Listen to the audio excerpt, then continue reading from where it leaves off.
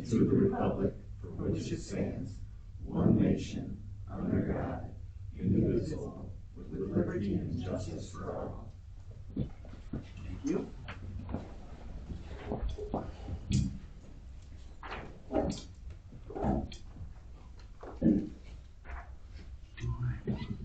Ready when you are on roll call. Roll call. Commissioners: Claudia Brown. Yes. Barbara Jones. Present. Kevin Dallison. Yes.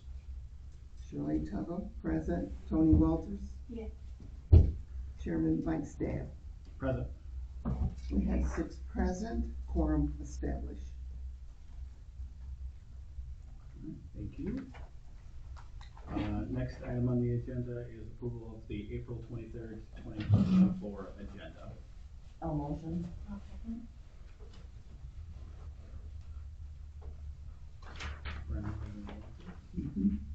Any discussion on the agenda?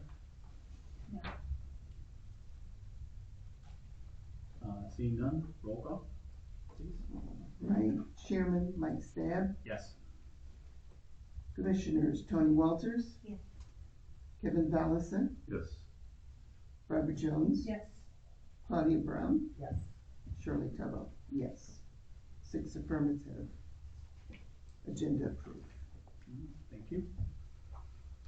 Next item on the agenda is approval of the March 26th, 2024. Approval. Smarty. Meeting minutes. Do I have a motion?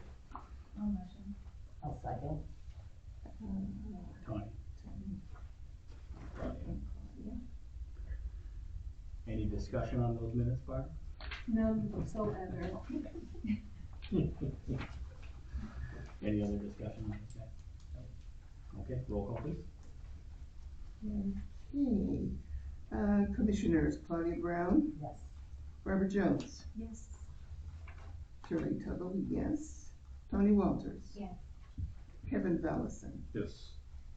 Chairman Mike Stabb. Yes. 6 affirmative, minutes approved. All right, next item on the agenda is the liaison report from Trustee Greenwood. I did have a chance to talk with her before she took off. She did not have anything that was pressing to add to that. And then next item on down from that is the zoning report from our building administrator, Cody. Obviously he's not here either, but he did enclose his report in the packet. It should be the last thing in the back.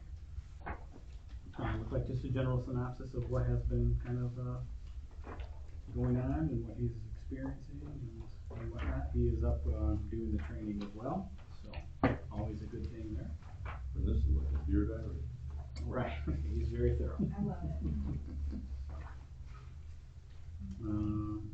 Any questions on that, guys? We all set? Next item is going to be public comment time on agenda items only.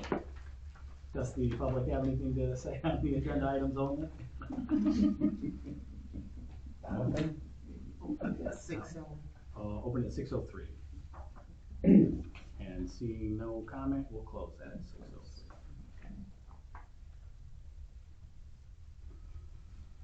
Okay, next on the agenda is going to be our first topic of the evening. It's going to be a review of section 4.26, the outdoor events in your draft zoning ordinance book. So that's going to be the big one, the new one, the draft.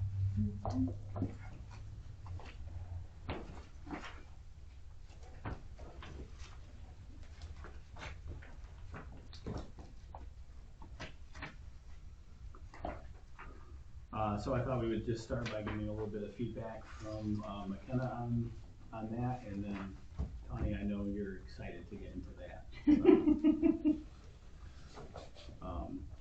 So obviously we left that as one of our topics that we were going to discuss in our kind of looking around, and I know Tony has also experienced this. You know, there's not a whole lot on the books for this kind of thing, you know, and Kyle has definitely indicated that it is kind of, you know, the township's preference of what they would like to see and what, not to see. That being said, Kyle, did you want to go over anything that you guys Well, I guess thank you, Mr. Chair. The first question I have for the commission, we have the standards drafted in here.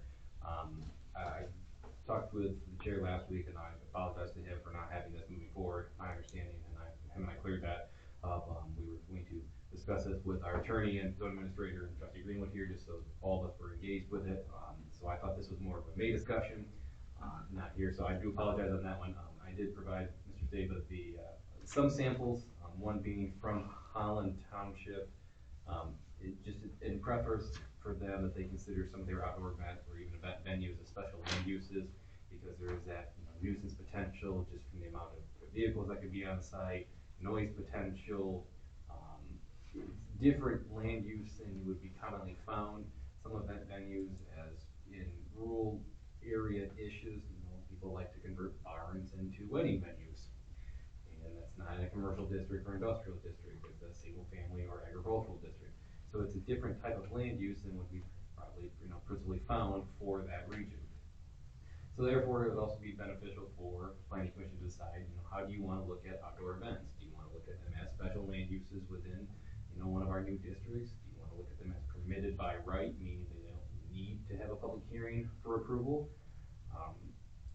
One of your sister communities in Kalamazoo County, you might be familiar with, they have some litigation going on against a place that has a barn, and that one, my understanding is they did not get permit approval first, so now it's kind of retroactive, but there's a lot going on with that as well. But the same thing, they wanted to have outdoor events in barns and agricultural areas, and it wasn't a use permitted, and it just became a big snowball issue with that. So my question to the planning commission tonight on outdoor events is, first, how do you want to treat them? You want to look at it as permitted uses, which means there is no additional standards, there is no additional level of scrutiny, or do you want to look at them from the standpoint of requiring a special land use permit for someone who wants to do weddings and other items out there? It's different from your relative allowing you to host a wedding event, a single night for the year, in a 10-year period, compared to someone who owns, again, an accessory building, and they're converting it, putting bathrooms in there, and every weekend there's wedding after wedding. So that's also a distinction we need to note, that this is dealing more with that continual use as a venue and not just the one-off allowing the relative to use their facility for a one-time event. So that's the first question of the planning commission to decide. And then from there, we have some standards in here too, looking at fencing, parking, traffic. I've highlighted, I think we discussed this in the past as well. Sanitation facilities, are you going to require porta potties? You require them to have brick and mortar? What are they going to do with their waste disposal? I think we talked about this some months ago, plumbing, Michigan Plumbing Code might require certain bathroom facilities depending on the level of attendance, so that has to come into play as well. So yes, you get to regulate toilets. So it can be a lot to consider, or it can be nothing to consider for you guys. I guess that's really, how far do you want to go? That's the question. I have Well, a question. go ahead. My question is, annually, there are a couple of neighborhoods in Bedford that do neighborhood garage sales, like for a weekend. Mhm. The House is one of them, and St. Mary's Lake is the other. Okay. Okay, I mean, they've done it for years, and I don't know if they get permitted or not. I don't care if they do, because it goes well, Right, we never have gotten permitted on anything, but we've done it for over 30 years out there. Exactly, in St. Mary's Lake as well, and it's really, kind of nice. I mean, there's no food trucks or anything like that. No porta potties available, but That could be anything. no, not really. It's just cars driving around and parking on, everybody's little spot of land or Or if whatever. you look at 4.26 outdoor event A under definition, we define what we consider an outdoor event. Okay, Meaning musical concert, festival, fair, carnival, show, or similar gathering at which music or entertainment is provided by performers yeah, or pre-recorded means at which members of the public are invited or admitted for a charge or a fee. But again, is this a continuous, or is it Well, one day. that was actually a question I had too, is that, like, it says outdoor event, but I was like, is it a special event? So all these things sound like they're special events, like, Well, let's start with the obvious question. I think, are we all in agreement that we wanna treat this as a special land use rather than a permitted use? Yeah, so permitted use, just to recap, there would be no additional standards they would have to meet. A special land use would have standards within the ordinance that they have to satisfy in order for planning commission to recommend or grant approval if we modify the ordinance that gives planning commission ability to approve special land ordinance. So special land uses then do have an additional level of scrutiny, but also require a public hearing. Yeah. But again, the public hearing helps protect planning commission and the township as a whole, if there's concerns with the noise, traffic, congestion, mitigation, other items. So then it allows neighbors who might be near that to have a say in the event itself. Which I think is probably the number one concern in this situation.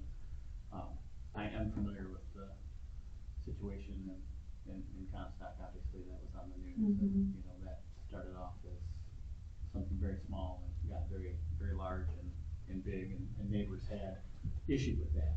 Right. I mean, we're talking about here, I mean, the number here is 500 people, that's a lot of people. So it is, so we can definitely get into those specifics first, but I think it would be good, I mean, are we all in agreement that we think a special land use is the way to go here on these? Yes. And then we can work backwards on some of those specifics, you know, the definition. I know we need, you know, you and I both would like some clarity on that. Before we all agree, I just do have a question. Sure, yeah. What is this also going to be a snowball effect? For instance, once a year we have Bedford Days up at the park. Does that also include that? That's not 3 acres. but I think it said. And we don't have a Parks and fence. Rec- Well, no, we This would be- don't. So this would be for Private. ongoing. Yeah, private events, private property kind of items, not something that is hosted through the township or a township event. Neighborhood garage sales are different volume areas. This would be for. Like a continuous event that continues repeatedly. Wedding Like venues, Yes. or, you know, Oh, Or okay. like a one-time, you know, like Taylor Swift wants to have a concert Yeah. for, Right. over 500 people. We need a special We permit for would that, go right? over She the could yawn 500 and have this year. 500 people. Yeah. Yeah. to Kyle's point though, the township activities at the parks would not be included in this. They would be excluded, to answer your question. Okay. I just didn't want the snowball. All of a sudden the township has to get a permit every time they want to have a. So then, Kevin, maybe it might be a benefit to, change it from outdoor event to outdoor event/venue. Okay. Would that be beneficial? Cause then it encompasses more of that, what I think you're trying to protect is those wedding barns and other items I like that. believe our current, ordinance calls it a commercial outdoor event. So I don't know if that would kind of distinguish between a commercial business. So I guess let's just dive right in. So the definition, Kyle, we you know, like, it doesn't specifically say wedding venue in there or something. Is this a standard definition that you got, that you're finding used in practice, or can we be more specific, or we can caution against being that specific? There's probably I don't want to be precise, but there'd probably be two schools of thought, you know, if you keep it more broad, then it doesn't lead to that, area of, well, do I fall into this category or not? Okay. If you have it specific in here, then someone could come and say, well, I'm not a music concert, I'm a wedding venue, I'm just gonna have 400 people every weekend. Okay. But I'm not a concert or a festival. Okay. So if we opened up, I guess, that'd be a question to the planning commission too. If we lumped in outdoor event/venue with this, then we can modify the definition of the next step to kind of include those outdoor meeting spaces that are, you know, for musical concerts, festival fairs, weddings, venue. Try to keep it broad enough that it would. Okay, cover that it would what you guys encompass. are looking for. Okay. All right. Tony, do you have any thoughts on that? Yes. Okay. Okay, sorry. I had a was this for stationary special events as well? Like, if you had a 5K coming through, or a parade, or, you know, cause it's an outdoors, we're talking so far about something that's in a one spot location, but, you know, we had our parade kind of go through, but 5Ks that pop up all the time, there's different things, so I don't know if that would, if it's like for stationary things, or if it's, you know, streets are involved. And then the anticipated audience or attendance at 500 people or more made it seem like this was for a big deal. So I would probably recommend we remove, just end the sentence at, or admitted for charge or fee, period. And then remove the, and at which anticipated attendance is 500 people. Okay. So just remove that, again, because that way it helps avoid anyone who comes in and says, I'm only at 400. Right. And then that's still a lot of people to Okay, have. so that was definitely one of the concerns that I had, especially if we're gonna talk about, you know, wedding venues at barns, obviously. I mean, you know, I'm sure there are lots of weddings that have 500 people, but there's lots of weddings that have 100 people, 150 people. It's still a party with neighbors that could be affected. So, I'm definitely in favor of taking that all the way out. And I know that Tawny also had some concerns about how are we gonna, regulate that number? I mean, it's an arbitrary number we're picking, and so it's, if we just take it out, that's much better. In my opinion, does everybody kinda, is okay with that? For sure. You know, cause it's really the act of the venue that we're trying to regulate, not the amount of people. Right. You know, whether it's 10, 500, 5,000, you know, it's the act of the venue itself. Okay. Tony, what was the other half of your question? Well, I guess it was the stationary special events, like if it's just the one, like we're talking about a certain land use, but if it's, you have like the 5Ks come in or something where it does kind of go through an area, and I know it said, 3 acres. What is the minimum? I mean, I don't know how big a 5K is, but I don't know if it's 3 acres. Well, we can put in the definition too, if it's implying that, utility trip, you know, community sponsored events or township sponsored events, you know, are provisions of the life. Okay, yeah, I mean, I think that is acceptable there on that for sure. I will say that, so the parcel size of 3 acres, I would like to look at that as a group and kind of talk about upping that. For this reason alone. So we have several other uses that we have 10 acres being our minimum.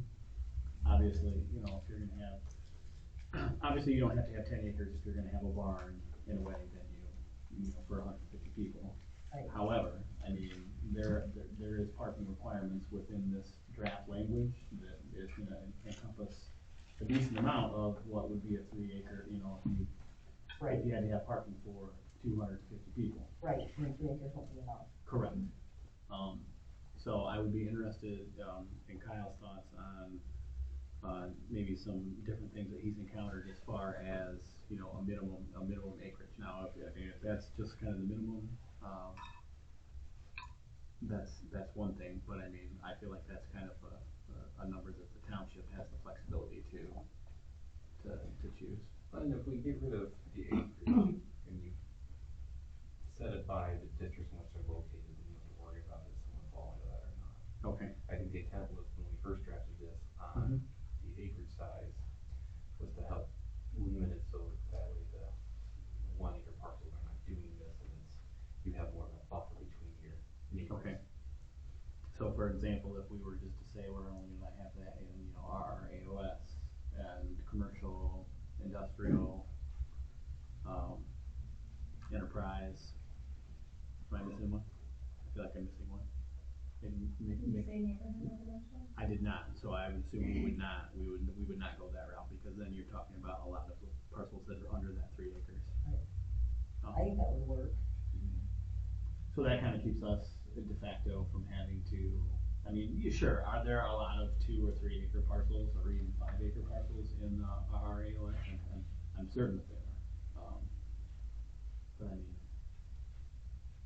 something that we should address one way or the other, I guess. Well, I think it would be dependent on what the event is, Sure. you know, if it's something, So, I can't think of anything that we've ever had that made for 500. so Kyle, if we have, obviously within the language, there's the parking requirements. So, I mean, that's kind of gonna de facto dictate kind of how, what the minimum acreage is gonna be anyway. Because if you're gonna have to have parking for 250 people, like, you're gonna have to have the land for that period, and discussion. So I guess I would be in favor of taking that minimum out and addressing that with just the districts we're gonna allow that to be in. yeah, cause it allows it in neighborhood residential, and it says, well, now we took out the 500 people, so that's a different story, but. Right. I can compare that with block party stuff instead of a big event. Or the garage sale. Yeah. Right. Everybody okay with that line of thinking? Yep. Okay, so Kyle, I think we would like to, Remove parcel size. yep, and just go, take the parcel size out and just, we'll just limit that to those 5 districts, if that makes sense. And then can we add the industrial area, cause it currently doesn't allow for outdoor events in the industrial area. Our draft language doesn't? No. Okay. It's everything but industrial. So neighborhood residential. I forget what all that is.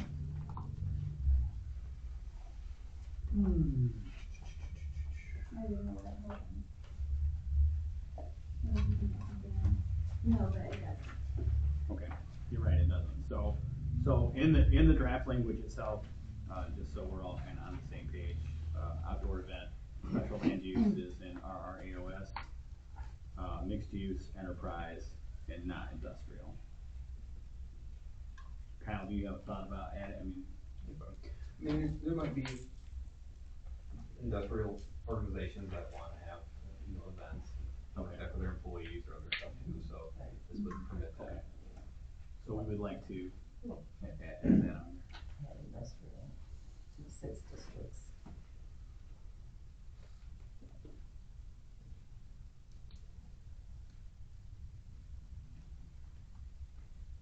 Tony, do you have, I know you have more questions. That's 3 pages. All on this? Oh. So for hours of operation, it says, to extend no later than 10 PM. When we did the outdoor movie stuff, we couldn't start the movies until like 9 to 9:30. So if somebody is coming in, that's promoting something that has nothing to do with the township, we didn't leave before 11. So I feel like if the township's allowed to do that, then that should be kind of passed on, I would think. Okay, so you would like to address the hours of operation? Yeah. Yeah, because the summer is quite You different. don't even get dark till then. Right. Right. Kyle, is there a preference that we have 10 PM on there for a reason? I just, you I have a have to horror go back and story look, you'd it like might to be share? even just because of your noise ordinance Okay. as well, there may be triggers in there that have like quiet hours from like 10 to 7. Okay, So that would be probably why we got carried over, just so it's consistent with that. Cause now, and this is, we can, modify this, but if your noise ordinance states that, it kicks in at 10 PM, but you have an outdoor event until 11, now they're in conflict. Right. So, Yep, so the noise ordinance, 10 PM to 10 AM, quiet. Can we change it to 11? Thursday or? well, there's, even if it is an outdoor movie, there's ways that they can address that, or even, so it's not as Or loud. just add with the exception of, or something. I mean, it's still the same premise though, like, so whatever we allow as hours of operation, that goes into whether or not the public is gonna be excited about that next door to them or not, so if we're talking about indoor wedding venues, obviously, that's semi-contained, you have to worry about traffic, egress and stuff like that, Yeah. and so Movies in the park and items like that would probably be handled differently through like a park department or the township itself as like a special event, like its own special event, different from this regulation. Again, this is more focused on private properties having, the wedding venues and other activities that are consistently outdoor. Well, two, and Tony, and if you just read right on past that, unless otherwise permitted by the planning commission. So So we we have have, we have the ability to attach, you know, a condition or, you know, whatever at the time of the application. Okay. You know, based on our determination that it will have no impact to the surrounding property. And if we attach that as a condition, then obviously, if it becomes an issue and it's a violation, then they'll either have to make adjustments with their hours, or we, you know, you pull the permit. Okay. Is that, are we okay then with just leaving that as is? I mean, we can certainly, take a look at the noise ordinance and, you know, circle back to it. I'm in favor of extending an hour, but it's just summertime, weekends, we kind of wanna, it starts getting dark at like 9 o'clock, and all of a sudden, I don't know. Let's do this, why don't we look at, you know, we'll circle back to what the noise ordinance is, Kyle, and then, you know, maybe, at some point we'll just, you know, circle back, and if we decide to change that to 11, you know, we can do that, but I mean, I think it's within the planning commission's purview with how that language is written there, that we'll be able to have that correct, and I would almost rather, I think I would rather encourage us to do it that way, Yeah. rather than just a blanket, but I mean, that's just my opinion. Haven't you ever heard of silent movies? I have heard of it. They do silent disco now too, you just wear headphones and you can, you know, do that, so. I don't Earbuds. know that I could get into that. It's not a party so deaf. Can't hear anybody in it. Okay. Okay, then fencing. Yeah, So looking that at was this- a tricky one. I said, 6 so foot. C, yeah, 6 feet seems a little high. Everything that I've seen is about a 3 or 4 foot barrier, unless it's like a high dollar event or venue thing, and then they're coming with the big things with the, you can't see it because you didn't pay for it. So it's anticipated that when we probably first put in fencing for this at a 6 foot tall, I mean, it offers a visual screening, it offers some noise cancellation as well with that, especially with it being, strength, you know, I don't know if it's supposed to be fully, like a wood fence or a chain link fence, obviously Yeah. chain link's not gonna help, It's but sufficient strength. Because so it says preclude persons access, Yeah, so it would have to It be sounds like something a other big- than a snow fence or Yeah. something, Yeah. you know? it sounds like a big, It sounds like Three-way it's something more barrier. permanent. yeah. and then again, if we think that, you know, the ultimate intent, you know, maybe it might be helpful, Mr. Gray, to the planning commission too, to see what type of events do you anticipate potentially getting requested for? I mean, we see communities, obviously, weddings, would be probably the Weddings, biggest. Yeah, I weddings. mean, I really think we are trying to avoid the situation in Kalamazoo Township, you know, where, you know, you've got, you know, someone that has an accessory building that wants to, you know, turn that into a venue for X, Y, and Z, which is fine.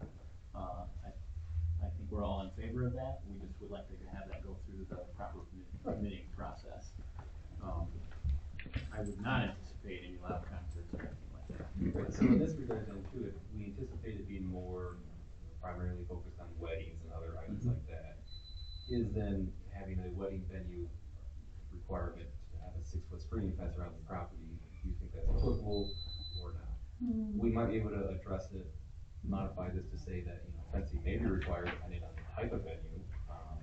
Okay. Let's talk to Seth about that though, to see, because then that could come into your screening and buffering requirements as well. I mean, I know we keep saying wedding, but that's what I picture for you Sure. guys, like that just being the primary one. They may not need a 6 foot tall fence, but something else that is more of an outdoor continual use, has high traffic volume.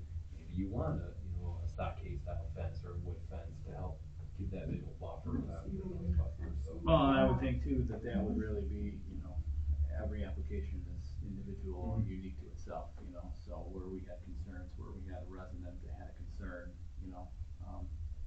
I guess I would, and I think where Tanya is going with this is, I don't think we wanna be so regulatory that, you know, but I think that the underlying thing is here, we'd like to maintain the ability to regulate if we need to. So, you know, language, you know, upon, you know, I know we've snuck it in there several times, you know, permitted by the planning commission, you know, upon approval and things like that. Oh. And obviously, those are all things that are part of the process in the conditional use application. I'll, add that in, just to modify this to allow it to reboard in the sense that, like, you know, upon the finding of planning commission, you know, determines that the use is. Yeah, Is really, that- a lot of my questions were based on a concert.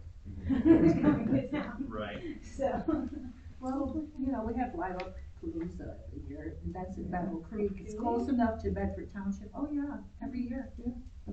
Up at the Arboretum. So that's, oh, they have a lot of things going on. Tony, do you have any other like specific I things had- that were, that What of was concern? what was the thing? Oh, the overnight, no, I guess we're not gonna have festivals. I was thinking overnight facilities would prohibit like those weekend festivals, cause you know, a lot of things. Now, you do have currently in your draft report, I have also security guards as well. Is that something you want to keep, or do you think would be, you know, to get rid of? So I would really think that would be dependent on the type of use and the type of use we're talking about, I would say no. That's just my personal It opinion. should be up to the provided, Yeah. yeah, that's Depends not, on what you have going. exactly. So I would say, Kyle, I mean, I guess, Necessary. We could probably strike that up. yeah, Yeah. I would think that we can, and I mean, the more we can generally summarize this to where the planning commission has the ability to set forth those conditions during that, you know, process for the special land use, I think is probably the appropriate route to go. And then on to that, with potable water, I mean, we probably advise to leave that in there, because if you are gonna have a large event, you do need to bring, you know, water sources for them. Okay. You know, which then also leads into like the waste disposal and things like that. Okay. It may be a benefit as well if, Mike, you were, you know, if you could ask Stacy to reach out to the, fire personnel. Okay. And public safety as well to see, hey, you know, should we have a event and you know, one of our rural areas where we know we don't have municipal water, you know, are you bringing a tanker out there? You know, what would you need from them, in this regard as well? So when we processed one of the marijuana applications, we had some situation where it was, you know, down a drive, and we had them go out and take a look, and basically, you know, chief was like, we just need to be able to, you know, you need to maintain access for the fire department. I forget how many feet he gave us that he needed on the Tanker. Anyway, long story short, we attached the condition that that driveway had to be maintained at this canopy height and this width, blah, blah, blah. But yes, we can definitely do that. Now, in order to get it off of your guys' regulations, I can talk with, Seth on this too. We could add in, you know, condense some of these, like the water, restroom facilities, solid waste disposal, all that into, you know, utilities shall be provided, as required by local, county, state regulations. So that way then, if it is an outdoor event, and they say, hey, you know, Michigan building code states that you have to have X amount of, you know, facilities for this number of people, we kind of defer to that potentially. Otherwise, you're putting in here where, you know, like for a water supply, okay, what if you can't get a water supply? You asking people not to hire a, you know, a pool fill company and buy their truck for, you know, at night? Like, what are we asking with that? I think restroom facilities are pretty, you know, understandable. You need to have those if you're gonna have an outdoor event. But then there too, it's okay, what's the number? So I do believe that the plumbing code for the state has standards based on the event type or even on that type of use. So then if we modify it in the sense to have this just read, you know, shall meet building electrical plumbing code for these services, then we'll be tie in. But that might also be a question we can ask the building department and see, hey, you know, for outdoor events, do you have a generalized standard we can look at so we understand? So I would definitely, I'd have some concerning questions as far as that goes, like, so even if we're talking an indoor wedding venue with a couple hundred people, I've been to some in a barn, like what we're talking about, and they literally have one bathroom. Yeah. So, I think it's one bathroom per 100 people. is it? Okay, alright, so, I mean, I don't know where we draw the line or not draw the line, if we wanna defer back to that code, you know, whether it's, you know, one per, you know, whatever it is, but I mean, This is 10 total for 500, so that'd be one for every 50. yeah, so, you know, so we can definitely do that, as far as that.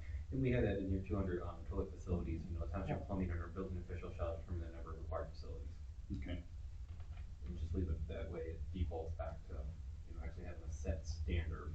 Okay. Instead of an arbitrary one, so. So do those portable potties, have a certain capacity, like 36 gallons or something? I think it depends on the kind, cause there's like Yeah, they've got the one, fancy ones, the not cheapy fancy ones that we all love using, Yeah, and then like the depends. trailer kind. Yeah. Depends on what that you have want air to pay for conditioning, them. yeah. Because we've ordered some for the county. Yeah. Yeah. I did see down, on page 35, Kyle, under performance guarantee, it references section 18.07. Yeah, So I assume we just need to change that number to whichever is, crosses with this, zoning ordinance as well. And I didn't know if that, I didn't go back and look, but I don't think section 12 up on signs is our sign one either. Okay. Oh, you have those highlighted.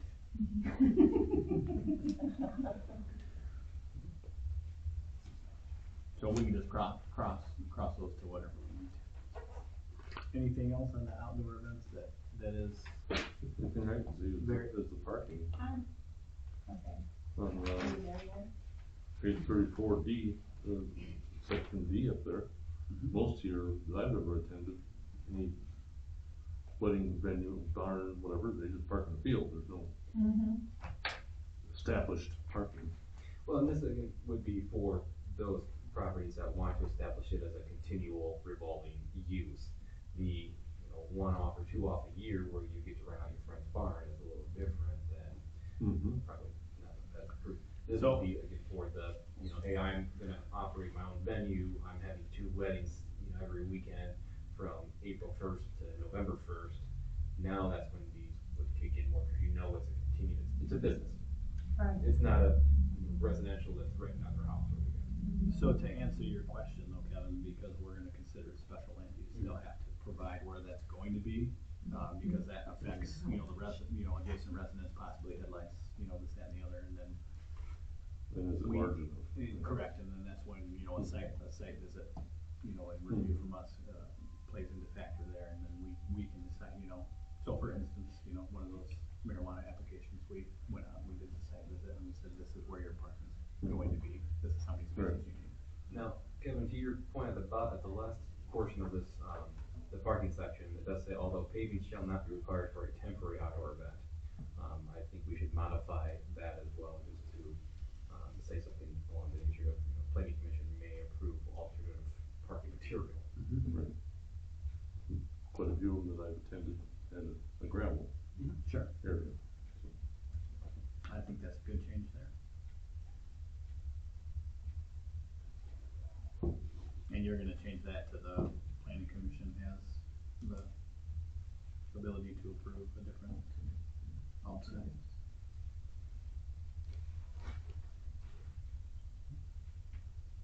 Anything else on the restaurant? I had a question, it says, if food service is made available, it should be delivered only through concessions, does that mean brought in, like from different vendor type things, or is it, I completely lost my question. Like, will they need a proof of permit from the, I guess, vendors bringing it in, or is it, I guess this isn't catering for one company, or they have multiple vendors bringing stuff in, or is the menu probably different, so that's Are you talking about like food trucks or something? yeah, I guess. Well, So they should have a permit Well, yeah. to they be should. there. They don't, So the way I read that is that, if you're gonna have food on site, it needs to be coming from somebody that's licensed with the state. Exactly. Or That's through a why commercial they- kitchen and. That's why they get permitted. so it's not like a, cottage food type. No, I I think guess that, you're not serving that food. Yeah, I'm not making it my basement kitchen to Yeah, serve. exactly. I mean. They're giving everybody E. coli or something. You And then charge I me, have a question makes it about different. the fire protection. Charging people. It says open fires are prohibited. I mean, if we had the permission of the fire department to have like a s'mores type thing, is that, So I think our intent with this was, to avoid any kind of like Burning Man style, oh, okay. you know, open Got flames. it. You know, that aren't contained. If they got approval through the fire department to have an outdoor recreational pit, that's one thing. But this would be more of like the, let's stack up a whole bunch of pallets and And just let light it them off. Okay, got it, with you. Okay. Good. Kevin? Good. Kevin, do you have any other concerns on this first? Not on the first section, no. Sonny? Nope. Brian? Nope. Sure. Okay.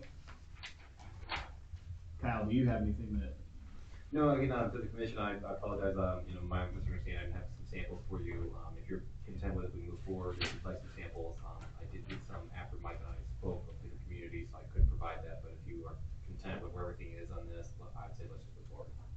I think I feel like the draft language was very thorough, maybe too thorough for what Bedford is. So, I mean, I think just making those minor changes and kind of, Yeah. I don't wanna say dumbing it down, but that's what we're doing. I think we can move forward with those changes and what you guys have proposed. Is everybody okay with that? Yes. Okay, perfect.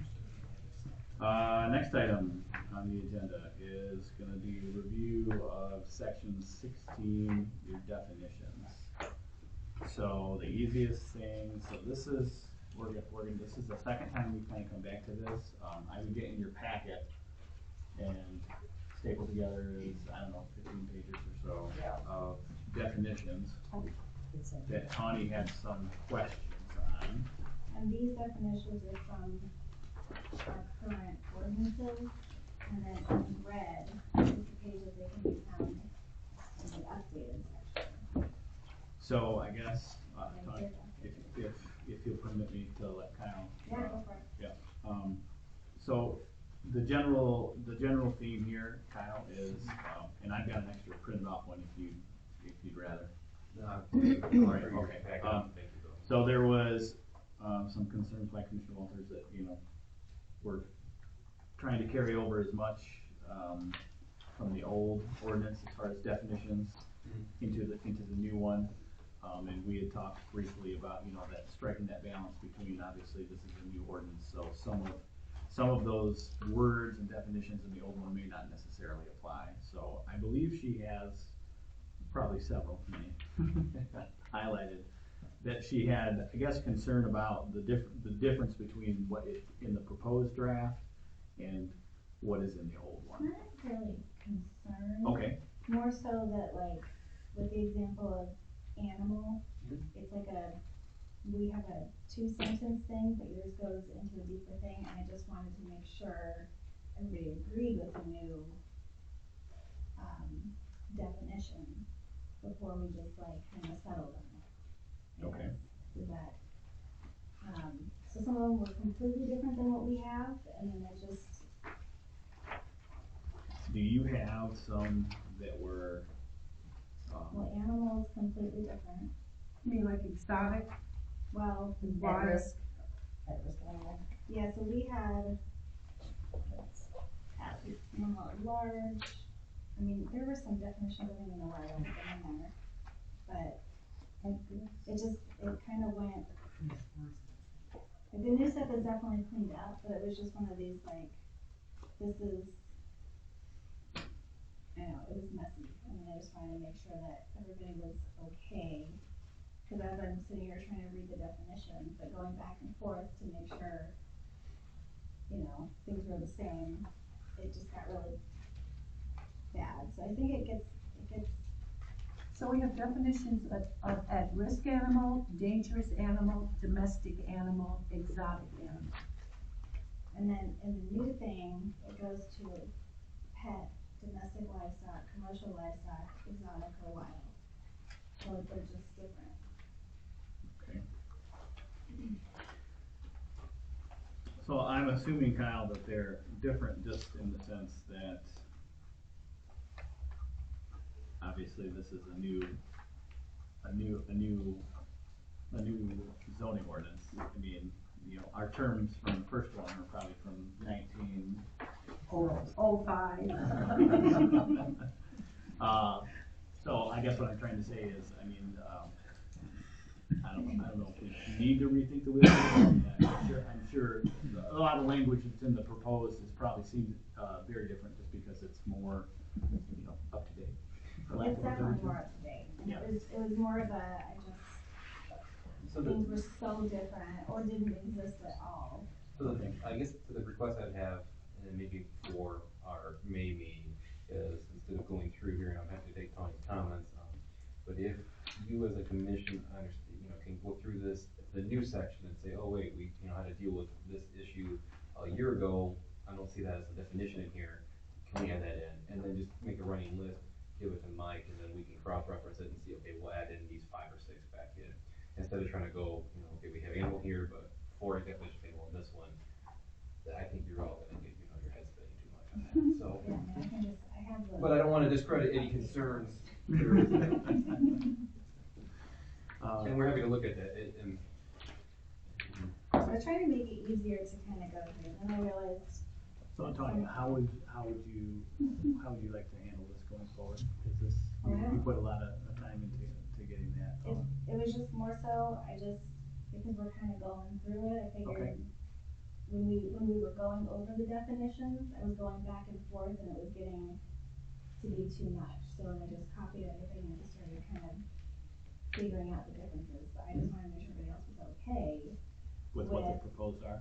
Yeah, and if it's like completely different, then just wanted to make sure everybody was okay, because we had mentioned like adult foster care wasn't in there. So I've had a chance to look at quite a few of them. There were probably about 6 or 7 that I would agree with Tony that just seemed like maybe they were missing something, you know, it didn't just seem different, it just seemed incomplete. Why don't we go ahead and we'll send this over, and then you give me a copy, or I have a copy of the new one, that you've got, you know, flagged, and then we can let Kyle. Yeah, I'm happy to, take that, any other, The new one's easier to read. any other definitions that the commission has. Does anybody have any, questions, right, you know, something that they have read through these and they're like, okay, something doesn't seem right, either incomplete or, Well, at-risk animal, okay? it's like we're missing a word, and because as you read it, it's like the sentence doesn't make sense, but I think what we need to say is maybe add the word displays, meaning an animal that displays one or more of the Animal's the old following. one. It's like that sentence is incomplete. So these ones that are printed here are from our current Right? definitions, not the new ones. So at-risk animal was in the current one, it wasn't moved over to this one. Okay, I see what you're saying. Okay, well, why don't, let's. You're gonna get everybody confused, including Well, so myself. that, so, Mr. Chair, maybe to the benefit of the commission, it Yes, might be. save us. So look at the proposed, and I'm looking at your package, it starts at page 160 of 213, based on what you had posted online. Start, you know, under Article 16 of all the, you know, the definitions that are in there. If the planning commission has comments over the next few weeks of, you know, hey, I don't like how this is here, this seems lacking, that's when, if you give it to the chair, we can add that list, and then we can go back through and more targeted approach on those. Otherwise, then you're flipping through the 2 different ones and trying to. Yeah, it's not easy. Right. So I will say too, Tanya did catch a couple of, you know, where it was, you know, Branch County instead of Calhoun County. Yep. There's If that's two of them. been, Probably, you probably have already seen it and corrected it. Yep. And I think there's more, cause I just updated it again. So, that has been. Taken care of? Yes. Okay, all right, so they've already kind of, took on it. So I mean, in going through this list here, other than the 3 or 4 where it's, you know, Branch County, I mean, I counted about 8 times that you really had highlighted. Do you feel like it's more than that or not? no, I changed some of them Okay. and removed some that I think I was tired Okay, at some point reading all of the definitions, so. okay, so do you feel like there's probably less? There's probably less. Okay, all right. So why don't you and I work together and we'll get that list in get it over to them. Yeah. If everybody wanted to just, you know, in the next couple of weeks, go through the definitions in the draft ordinance specifically. Okay, so that's gonna be our proposed changes. Nope, that's gonna be all the definitions from your old one. So just go through the proposed changes that they have for the new draft, and just make sure you're happy with, you know, what you're seeing there, and if you don't have any, questions or concerns that you catch. So that's gonna be in the back of the form, page 160 is where that's gonna start. And then if you had questions, you have the old definitions from the packet tonight that Tawny had printed off for us, or had gotten around for us together, that you could just swing back and compare to if you find something that you're And honestly, really confused on. if you just started zoning definitions, I didn't realize these were definitions that were inside of the ordinances. I thought they were all definitions originally.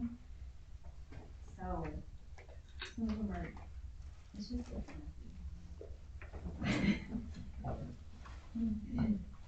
Does everybody kind of understand how we're gonna approach this? Fine. I'll figure it out. Okay. So if you can, in the next couple of weeks, I mean, Tawny and I have been through these a couple of times, and she's been through them a bunch of times. We'll get together the list of the ones that have really jumped off the page. But if you just wanna go through your draft language and make sure that if you have a problem here, give me an example here. Maybe you don't like the term vicious dog, the definition we have in the draft language. If that's something that's really important to you, take a look at it. If you wanna, Vicious recommend dog a of change. any species? Well, see, there you go. That's the kind of candor we like to hear about. And then we can just get that on a list, and then we'll just go off and do that at one time. Okay. Mr. Chair, maybe it might be a benefit, to send out Tawny's list to the commission so they can kind of, the rest can see Hang on. what she, okay, I didn't, The new one. the new one, just in Yes, case. so what I can do is, the new one that she did looks very, very, very similar to this one that's in your packet. Just Um, highlighted. It's just, yep, correct. It's just highlighted a little differently, so I will make sure that we send that out to you guys so that you can compare. Okay. If you, Good idea. if you desire. But I would start with going through the draft language in the proposed zoning ordinance Okay. first. Okay. Okay? Yep. Gotcha. Tony, are you okay with that? Kevin, do you have anything you'd like to add on the definition? Nope. Okay. All right, any other questions or comments or, concerns? That makes sense now to everybody that we've Yep. talked about? Finally. That's what I guess we all just Okay. Okay, next, so we're gonna bite off quite a bit here. We're gonna kind of look at sections 4, 5, 6, 8, and 9 in your draft zoning ordinance. And in fairness, you've already done a lot with 4. We have, yes, Mhm. so I'm assuming, but, when I sent the packets out, I did, ask you guys to just kind of look through those to see if there were anything that jumped off the page that needed to be corrected. I do have a small list of some more clerical stuff. I'm sure a lot of it maybe has already been corrected, but we'll just go through it right now. I know Tawny has some stuff as well. I'm not that person. I've never been that person in my life. And we did do, so, and Kyle was referencing, I don't know what, I think it might have been the November meeting, maybe? But we went, went page by page that night. And we have a lot of the, typos and other such things. I will say, Kyle, one of the things that kind of came up in discussion when I was talking to Tawny earlier today was that we had talked about, and Barb had a request that, we do some kind of a footer or a header on the, Yep. So that will be, once we get everything laid out the way we want it. and over to the graphics department. Yes, then we will add those in. No, that has been noted. I've been trying to go through and play with some of the footers, but then it messes everything else up, and so I To keep avoid hearing the any- request in my head every time I go through it, and I'm like, oh my gosh, we have got to get that on here now. So once we know that, you know, our sections are kind of what they want, we got the numbering right, that's when I'll ask our graphics team to go through, you know, put the highlights in, mainly because it will take some time for them. I wanna make it to an extent that they were happy with that draft. Because, Correct. you know, as we modify further on, then it could change everything else, so. Yep. So I wanna make sure that we're, you know, I get it to a state for them that you guys are happy with, and then it's just like, all right, thanks graphics, now you can take the next 8, 12 hours, you know, or whatever happens to be, go through there, put the fancy work in there, you know, link to table contents and all that. So we, for their benefit, they're not pulling their hair out, they would like us to have it As close to relatively final. established, yes, Yep. relatively established, so. And that was what our discussion was Yeah. earlier today, so, we just wanted to make sure that, you know, we wanted Barb's request to be honored. Yeah. Thank you. You're very welcome. Okay, so did anybody have anything that they had noticed? I think as far as section 4 goes, we should probably just wait to get the second draft of the entire zoning ordinance back, because I do think that we covered a lot of that first night, and we will see a lot of those changes in there, but. And mineral extraction is on for next month. Correct, yep. I don't know if we did, but I was wondering, page 18, number 5, building setbacks. I just, because it's agritourism, I was wondering what kind of building or what type of building needs to comply with the setback for the district. 'Cause Where are you? It's a, So it's gonna be page Section 4. right in the front. the And only your, thing I can think of in agritourism, I don't know what buildings. so I mean, in the definition there, you've got, you know, farm, orchard, greenhouse, animal livestock show, so I'm assuming you're talking like a barn, you know, like a barn and so on and so forth. I mean, So your question, I'm sorry. I just What? was wondering what kind of buildings we're talking about. I guess if it's like a greenhouse, it has to comply with the setback, or. So it would be any type of building that's used for the agro-tourism that would have to comply with whatever we have to set back in that district. Like a shop, like a farm shop? Mm-hmm, Okay, yep, so that would. Yep. Be in there, okay, and they would have to comply with whatever setback is in that district. I just wasn't sure. Okay. Got it?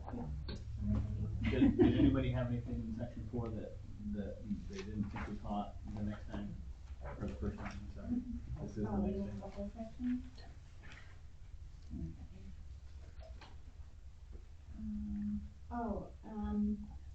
On page 19, overnight accommodations. Is that limited to in-house guests only? Or if they had,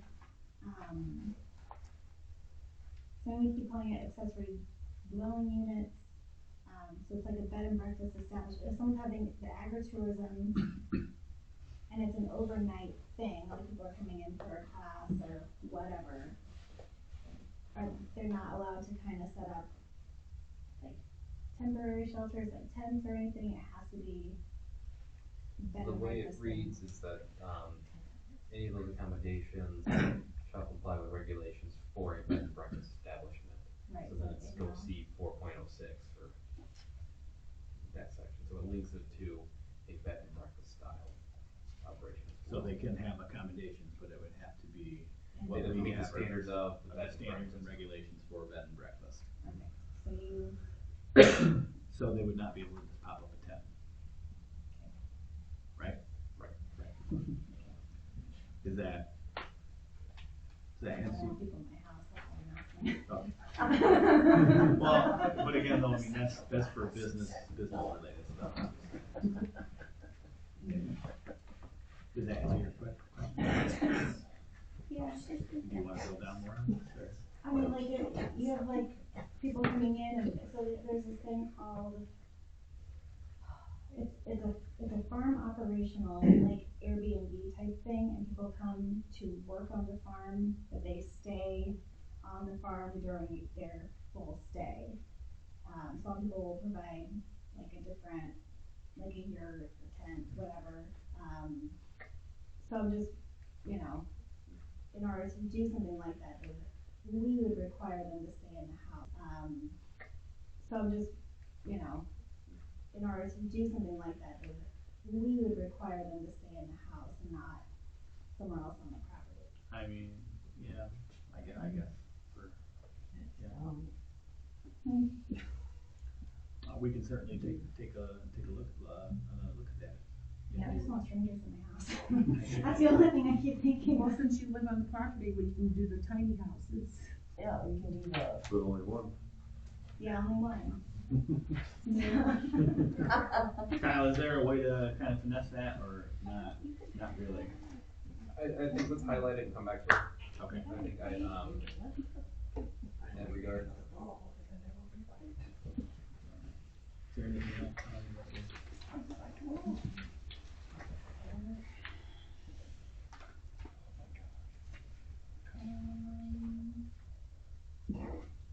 I guess the dwelling unit section, I know we did that last time. I wasn't sure if this was the one that we talked about with the motorhome and structure combined, or was that Okay, different? so are you talking about like the barn dominium type thing? Okay. I don't know, I So- wasn't sure if that I'm was not this, clear, and I I'm just not wanted- clear on that either. Yeah, My hunch there was that we were gonna address that in May when we had the draft language for the ADUs. Okay. Okay. okay. If you want, we can certainly discuss it now, but I think we should probably wait until we have the draft language to look Absolutely, at. yeah, we'll wait till May. And, you know, we'll have that at the May meeting, obviously, and the attorney will hopefully be here as well, because we'll have some questions about what we can and cannot require, obviously. That's kind of where we left that last month. Okay.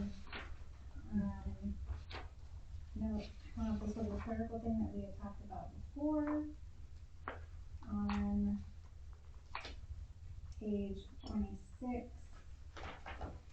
B, on 416, section 7.06.A.9 doesn't exist.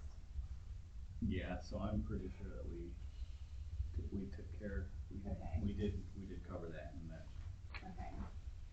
So a lot of those, Kyle, I'll let you jump in here, but a lot of those kind of changes, when they have been working on the revisions that we've asked for, they've been kind of correcting those as they go along, correct? Yeah. Okay. And then 4.23 mini warehouse on page 32. Use of semi-trailers for storage is prohibited. The only thing I can think of is like those pods. Are pods prohibited then? No, Where are you at? On 32, up the top? 4.23. Section 4.23, mini warehouse. Yeah, number 2. Usually the pods are for a warehouse. It's usually- No, you store it until you get to your place and then you empty it. Mhm. But it just says semi-trailer storage, and I just been thinking of those pods because they go on the back of the. Alright, so your question is whether or not we consider a pod a use of, storage that would be prohibited. You know, like, yeah, just like a temporary, we haven't made it here yet. I know they usually hang on to that kind of stuff, but I don't think other companies will do it. so our portion of our intent with this, looking at it, to classify mini warehouse establishment and shop by storage only, and then contain within the entire closed building, we wanted to avoid having parking lots full of trailers. And then, Shipping containers. yes, and shipping Mhm. containers, things like that. There are some large production companies in the Kalamazoo area that have just massive acres of parking lot that is used for trailer storage. Ah. So I think our intent with this was to avoid that Yeah. here. Got it. It really doesn't offer value to the community in that regard. No. Talking about accessories, it's not a structure, so you're not really able to, seek that incentive or taxable value in that regard, so. To attack the parking lot.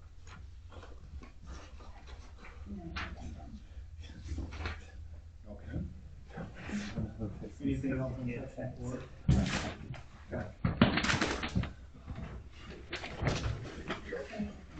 Yeah, let's get. I can't listen to this shit anymore. Oh my god.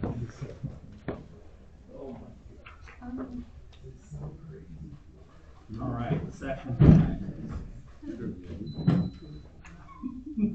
Mr. Chair, for clarity, Yes. that was a generalized comment that we have used, that other communities, they've had voiced concerns about that, it's just, you know, permitting 800 parking spaces for trailers, Oh, yeah. you know, and it's been opinioned by others that, you know, I know some residents may not like taxes, but the value that a parking lot brings compared to a structure is vastly different. So that's Far why less. that- Yes. Yeah, so that's why Yes, the comment, you know, was not a comment in jest, it was more of a, you know, there's not a perceived great value compared to a brick and mortar storage Oh, yeah. facility compared to. So I'm getting if the clarification. resident would have waited longer, we could have clarified that. That's all right. So, no trouble here. That's okay. No problem, no problem. I'm gonna go ahead and get into section 5. So two things right off on page 86, we've got referenced, again, the sections that, you know, it says 20.01 in there, we just need to make sure that we cross-reference that with our sections. But I did want the commission to take a look at what we have the maximum accessory building height at. So on 1 acre or less, it's 18 feet. And over 1 acre is 24 feet. It's on page 88. Yep, correct. So the height, the 18 feet meaning the walls, 18-foot wall. Yes, I believe Okay. that is kind of, we have that written. I just wanted to point that out to you guys, so that is a little bit of a change. I believe right now it is only 15 feet, and there is no distinction for 1 acre or over 1 acre in our current zoning ordinance.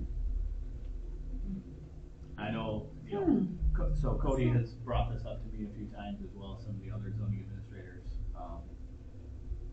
We needing to maybe look at that number. Obviously, 15 feet is kind of short if you've got, you know, a camper that you're trying to back in. Sure. Or the air conditioner thingy's on. Or a semi-rig. Or whatever. And then, so we don't have a distinction for over an acre or not. It's kind of confusing, but to summarize, in our current zoning ordinance, basically, you know, it defaults to like, you know, 40 feet for farm operations, you know, that kind of thing. So the lesser height is because of, like, neighbors next door or something? That is my general, yes, that is I the think way, that's a- that is the way I read this. Kyle, if you want You're to. under, just to clarify, we're looking at section That's an increase, five isn't point it? oh two. Yep. Yeah, Yeah. C, C. where it's height, uh-huh. so 1 acre less 18 feet. Mhm. If we could modify that, but there are two, like as you said, our intent with this is that because you have closer proximity, you probably don't want a 2-story Right. accessory garage right next to a residential dwelling. So this way, it does limit that as well. But then when you get to be that acre size, you have more land, you're spread out more. It's also, And I'm not necessarily saying that, I wanted to bring that to your guys' attention, that is a little bit of a change from what we have now. I think it's, 15 is That is a short. good change. Yeah, I think it's a good change. Yes, too. correct. Does this depend on the type of zoning? No, so that's just gonna be if your parcel is over an acre, you'll be allowed to have an 18-foot. If it's not, then you won't be able to. so as we have it here, over 1 acre, your maximum is 24 feet, acre less is 18 feet. That's a good height. Because You we fit have- a lot of things in there. Up there in Bedford, we got a gymnasium, it's got 20-foot sidewalls. Already. There, you can't hardly play volleyball in something 15 foot. Sure. But this would be for detached accessory buildings. Right. Well, So that's- technically a gymnasium, fully detached. Well, that might be having no But that could principal be a use. principal use, yeah. Yeah. Right. Are you talking about the church? or- The church, yeah. Okay. Oh, okay. And it's got the school had volleyball teams that it had, or And that's detached now? Yeah, it's, Well, I think so if it's commercial, we have a different. that's what I was asking, is it different? A different minimum for commercial, so that could be why that's that way. Are you wanting to increase that? No, or decrease no, that? I'm just saying that we have that now. Okay, If somebody bought the old Bedford school and wanted to put a private school in there, and build a gymnasium, and they wanted to have volleyball or something inside, they can't very well do that without putting a vaulted ceiling in or something, shorter sidewalls. They'd probably be over 1 acre though, right? Yeah. So that would take them up to 24 foot. So what this is saying, at 18 feet, like at my house, residential, Right. I can build a pole barn with an 18-foot wall, gives me a 16-foot door, and then I have the peak. I was thinking that peak could be pretty high. It's gonna wind up, you're gonna So add, we would also need to look at that too, if we're looking to change the height, how we measure the height. Mm-hmm. Some ordinances are going from, to the peak, to the eave, to the midpoint of the roof as well. the So wall. if it's 18 feet, it I might like it. be, I don't know how we define it, I haven't looked back at it, but, Ours Just as a ours is maximum defined as height. midpoint. it's midpoint, so then it'd be 18 foot to the midpoint as well.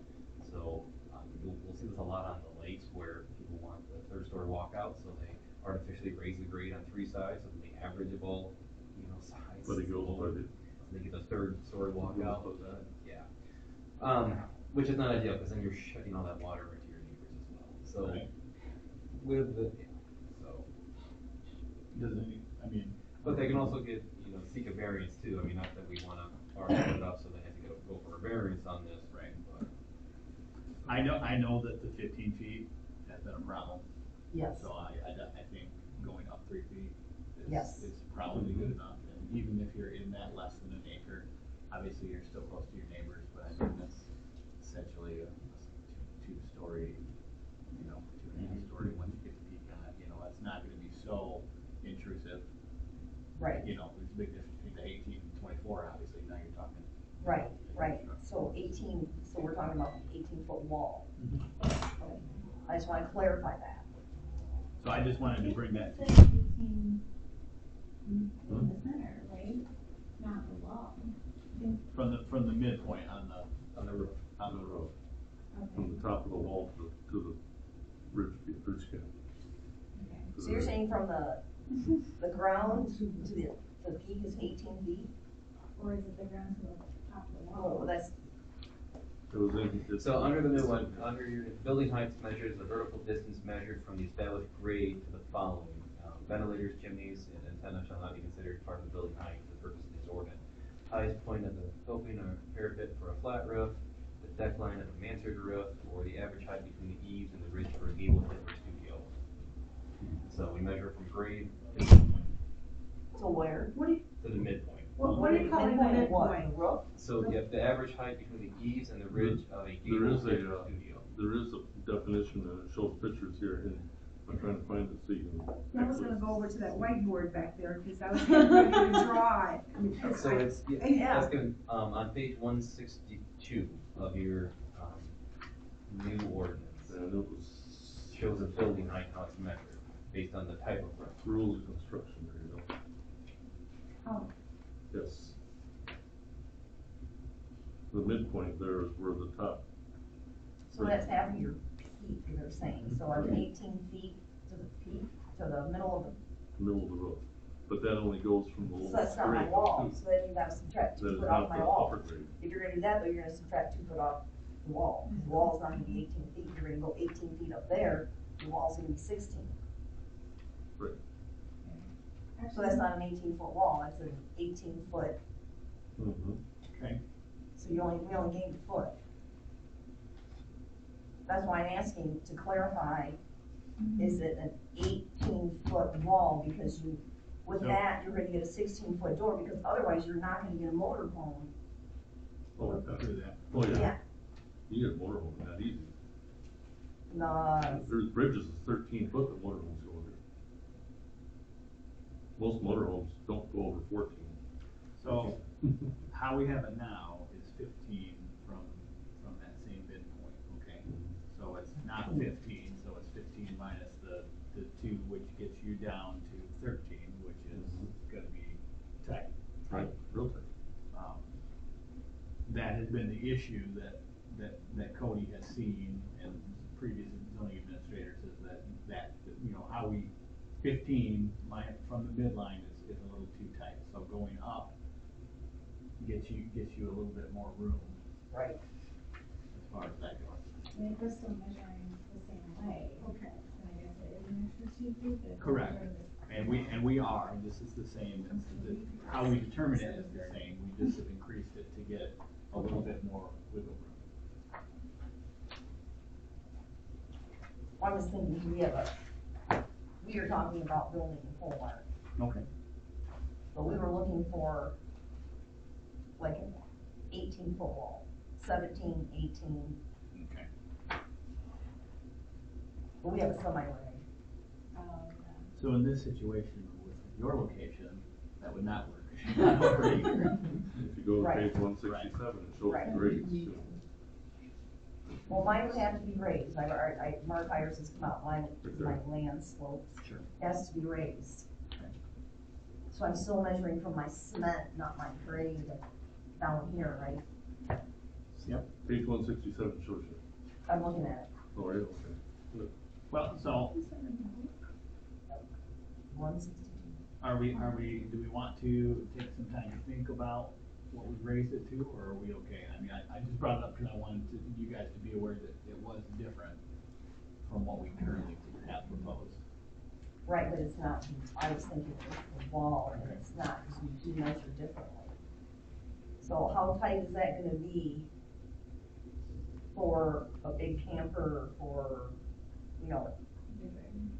So I don't think it's gonna be that tight at all. You know, No, they said they go under it's 13 gonna foot slide in bridges. there and, Correct. Yes.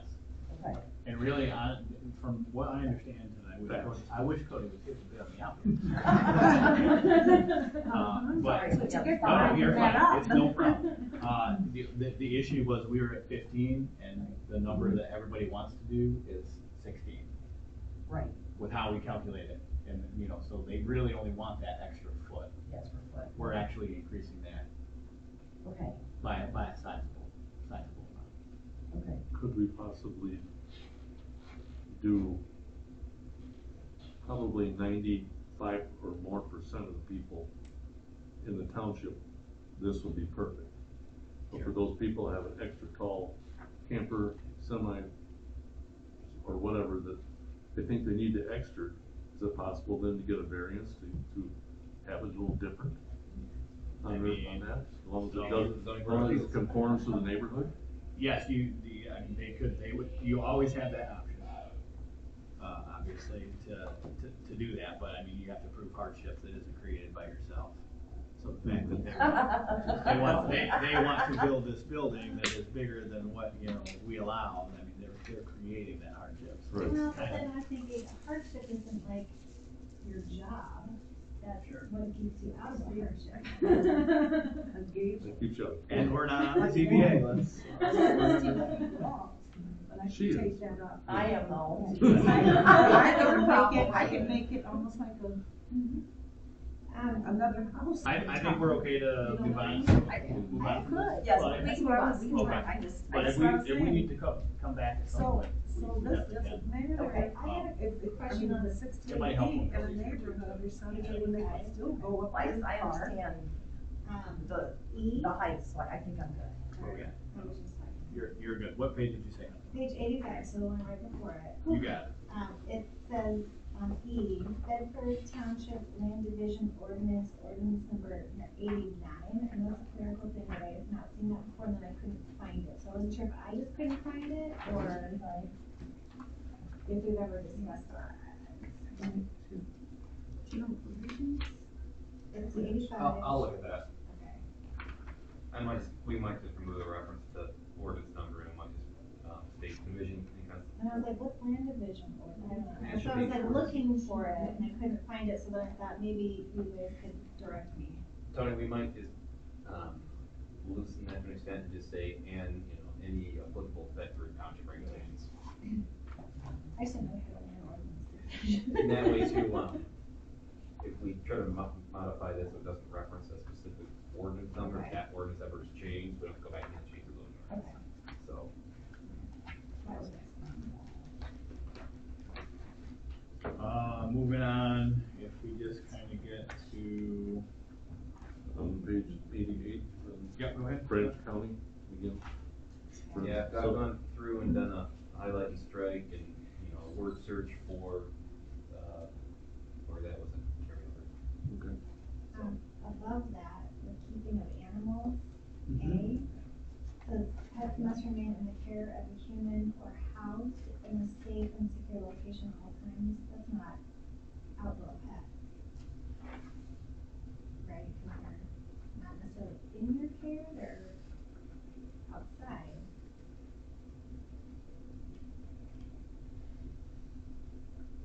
Well, horse stables. Or confined though. We have our. So it has, so outside. So it does have different standards though for a horse stable or a kennel listed below. And little goat. What is your? Goats. The question was the remain, it's a pet, so not goats or, you know, horses or whatever, so pets means cat or dog, but like remain in the care of a human or house. Like, if you just kinda let them, you know. That's on private property. In other words, you're walking down the road, they want you to have your dog on a leash. Okay. Type thing. I would assume that, not right. Yeah. You certainly do want. Or you go to In your the care of a neighbor's human house. or house, and that, Mhm. you know. Maybe that could I don't think that's. be. Yep. Sure. Going down just a little bit, you know, Kyle, when we came up with this draft language, did we compare, the keeping of animals and the livestock to our livestock ordinance that we have? I don't know. Okay, I think it's different. okay, alright, so, Go back and recheck it. I don't necessarily wanna do that right now, but I do think that we should, Okay. just to compare, because that was a hot topic at one point. Okay. And we just wanna make sure, you know, and it's something that we have a specific ordinance for on the books, separate from the zoning ordinance itself. Yeah, I was gonna ask if we can come back to that, I would maybe look into it. Okay, I'll put it on to cross-reference it. okay, yeah, I just wanna make sure that we don't have things, I'm just looking at that 10. There's some things that are different. Yeah, that are different. I'm not saying one way or another if it's a good or bad thing, I just don't wanna get too outside the parameters of what we do have in the books. So I didn't know if that went into this language or not, so we can just make a note to kinda cross-reference that, and then everybody wants to just take a peek at that and just compare the two, you know, so the, you know, keeping of animals and the livestock to what our livestock ordinance is. You know, shouldn't be a big deal. So I just wanted to point that out. Moving on, was there anything else that anybody has? One thing I will say, like, so when you go to compare, like, the language that we have in the draft ordinance is a lot more specific, compared to what our livestock ordinance is. I don't necessarily think that's a bad thing, especially, you know, we're talking about, you know, odor control and things of this nature. So it may be a situation where we're happy with those changes, but everybody should just kind of go through, because that will be different. I don't wanna say it's more strict, but I mean, it is certainly more specific, so that could be a point of friction, Right, if you will. right. So, just pointing that out, Okay. as you're gonna go through it. For instance, there is a setback on here, I'm looking at it right now on page 90. Yeah, I don't think we have any setback in the current one, so that would be kind of a change as far as that goes. So just something to think about, and obviously Kyle can cross that and take a look at what we have on the books and. Oh, there's like a manure removal every single week, and like. Right. for a farm. So when I saw that, I thought of you. Yeah. That's So it's like, that's cute. So, something that we may want to look at to make sure that we get that language correct. Again, I never have a problem with being more specific, I think is a great thing. Yeah. But this may be one of those, because that was such a big deal in the first place. And I don't wanna get to the public hearing and have them up in arms about that. Moving on, I just noticed a couple more times on page, looks like 93, Kyle, referencing again that, but a different section, but I'm sure you guys have got that, or will have that pretty much kind of cleaned up. I had some questions about the roadside farm stands and farmers market, Okay, the, 93. Okay. I got highlighted with your initials over here. I knew you would say that. Well, Go ahead. the farm stand sounds like it's describing a farmer's market and not what a farm stand is intended for, which is just like a kind of quick pickup and then go. And then at C, the product, farm stand shall be solely for the purpose of selling agricultural products cultivated on the property where the roadside farm stand is located. I know people will like have their neighbors kind of participate in doing that stuff, or your dad down the road grows his own produce, and so you kind of put that there. So I feel like that's very limiting. Understandable. And I understand it. I think the intent with this too, and we have to look at, I know that's where I was set, so you might know. There might be state regulations for selling of that. There's not. There's a farm shop that I know of a couple hours away, and she sells, like, the majority of her stuff is what she grows, but she has somebody who makes her chicken stock. They have candles from other people, and that is actually popping up all over the state right now.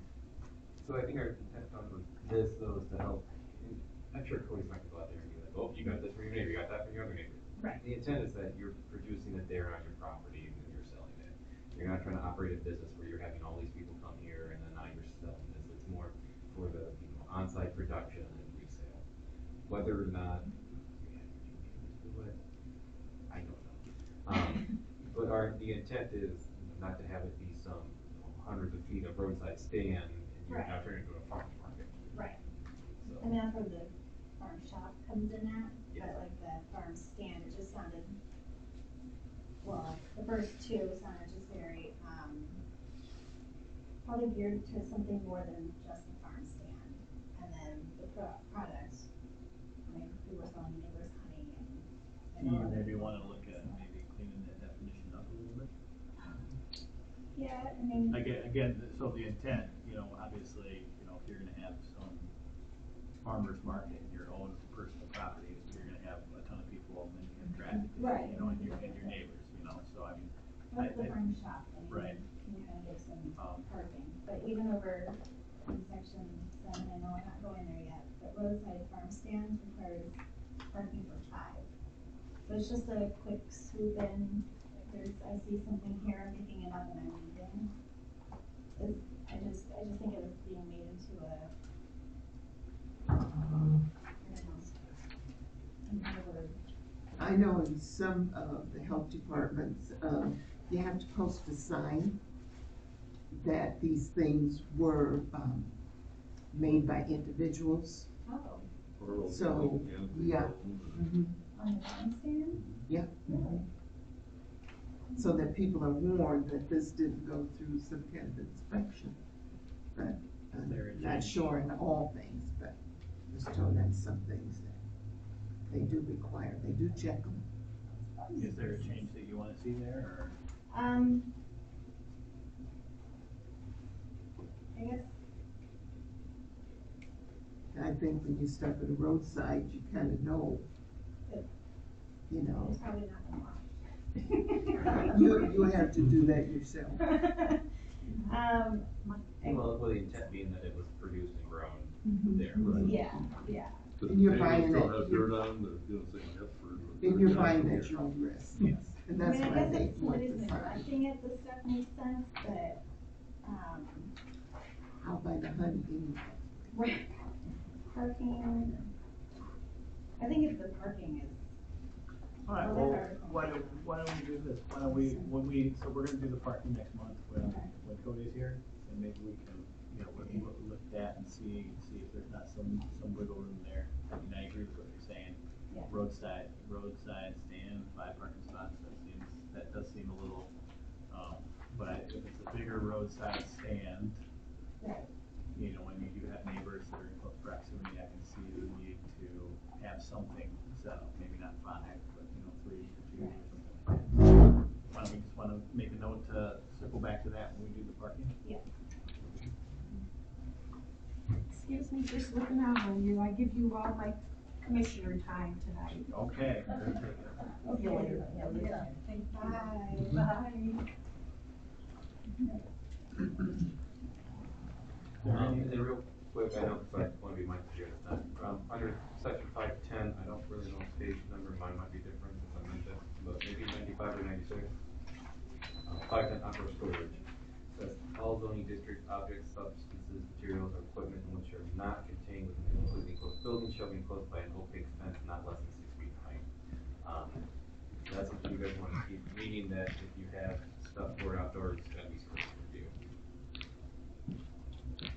Don't want to interrupt. You guys did request that you come in this evening, right up now. Yep. Officer LaValle got caught up. No trouble. You know it's gonna be. We should be done here shortly. Sorry to interrupt. No problem. So that's just something we might want to take over later. Okay. Meaning that you can't store, that's to help prevent the obvious like accumulation of debris, junk from just being visible from roadways and your neighbors. So if you're gonna store anything outdoors, it's gotta be in a built-in or screened. Yeah, no, we should look at that. I agree. We should come back to that. That's gonna be that's a tricky one. I assume that's why you pointed that out to us. Well, just going through it here, yeah, because a lot of our communities do this really applies more to junk and debris and then inoperable vehicles. Because we don't want inoperable vehicles stored outdoors. We don't want them to rot and sit there for 20 years. Right. Now, can some of that maybe taken care of with the blight? Probably. In general, so. Yeah. But I guess what I'm saying is that maybe we don't necessarily need to be as thorough or at all on that. Anything else, guys? So I didn't really have anything in section 8 at all, Kyle. There was one place where it referred to section 20, but I'm sure that'll get taken care of. And that might be something too as we move through this, and I'll even try to highlight them as well as we go through this, just to make sure that we reference the proper definition section. Or Yeah, I mean, that was really the majority of what I and Tony both noticed was just, a little bit of inconsistency on that. But the language in most cases was really good. So I only have 2 things real quick in section 9. So 9.02, letter C there, we just have a spelling error. I assume that means it's supposed to say wallaby, erected. It's page 110.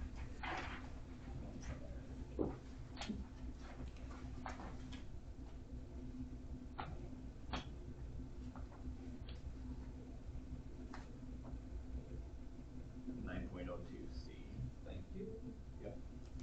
And then I just wanted to, I guess I have it highlighted, so it's the same section, 9.02A, at the very bottom there, wood fences shall be constructed of cedar or an appropriate grade of pressure treated wood. My question was, is that fairly standard now in the communities, that they're being that specific with what that fence is gonna be? No, what we want to try to avoid with material listing on this is to prevent like the use of pallets for fencing, tin metal roofing as sheet metal for fencing. So it's helpful to have a material listing or like what is not allowed. Okay. And then to have that uniformity. Yes. Okay.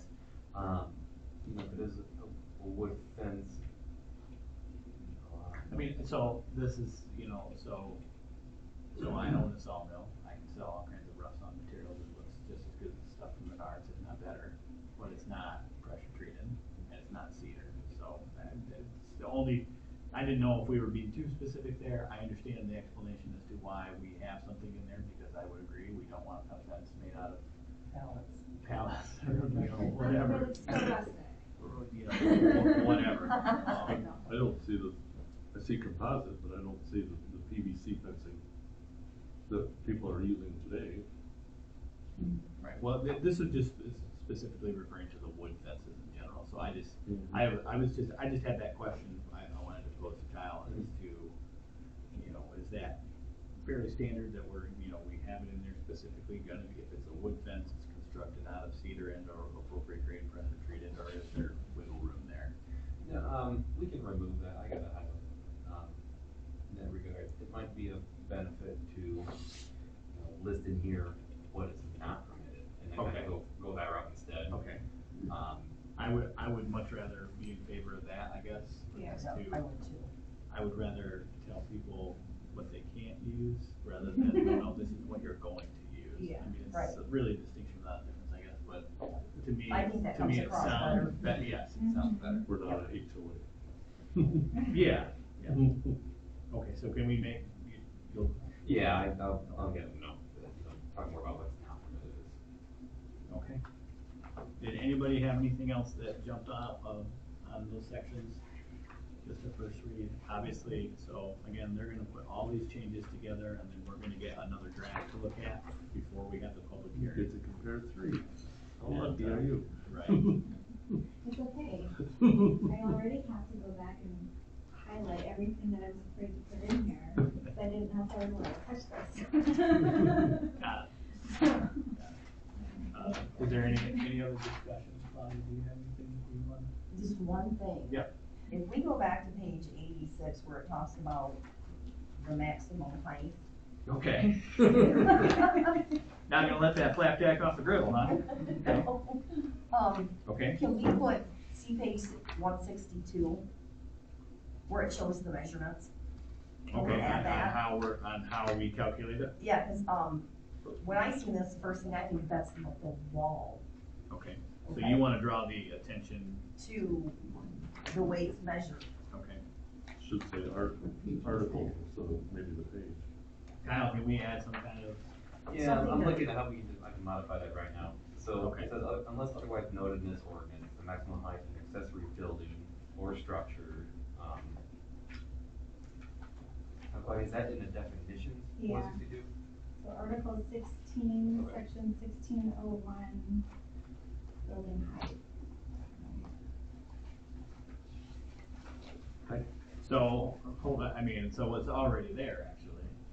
In Right. But not theory, with a reference. But Claudia's asking it to be like more, give that direct reference in the height measurement Right. here, Like instead of having to look at the over to- definitions of how we measure it. okay, Right.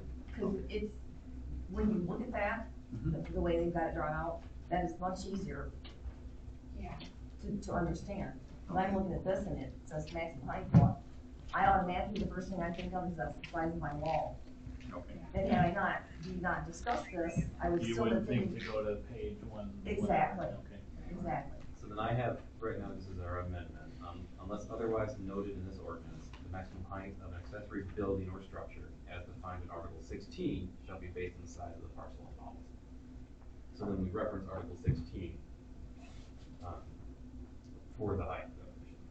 Oh, yeah, because we don't have a section 20. Yeah, that's what I was, Right, okay. I was So kinda that's getting at, correct. so that's already there, we can put the right number there.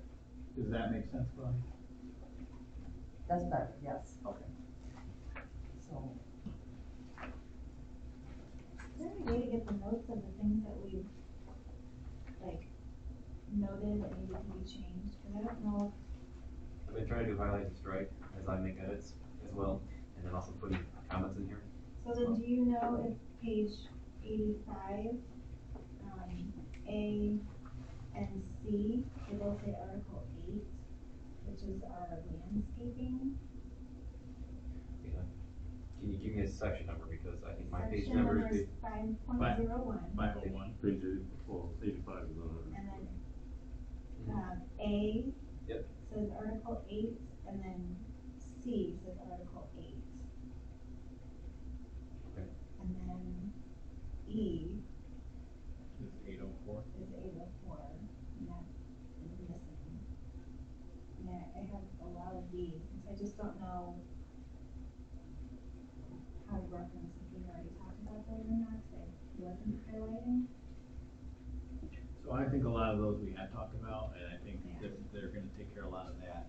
Unfortunately, there'll be no way to know until we get the next draft copy back, but I do trust that they are Yeah, I just- gonna go through that. Because I Sure. don't know that we've been through this yet, so I wasn't Sure. 100% sure Sure. if we've already caught those errors. My understanding is that as Kyle is doing the highlights direct, he's kind of catching those as he Okay. goes. With the footnote to note that because there's probably a lot of references, and as we continue to move stuff, there's gonna be those, as we progress, Right. those changes where it's gonna have to be, we'll keep working through those. Okay. Yeah, I was like, I don't have an opportunity to miss a correction. You know, Article 20, I know is a big one so far, so we'll do, search for that, Okay. and change that up.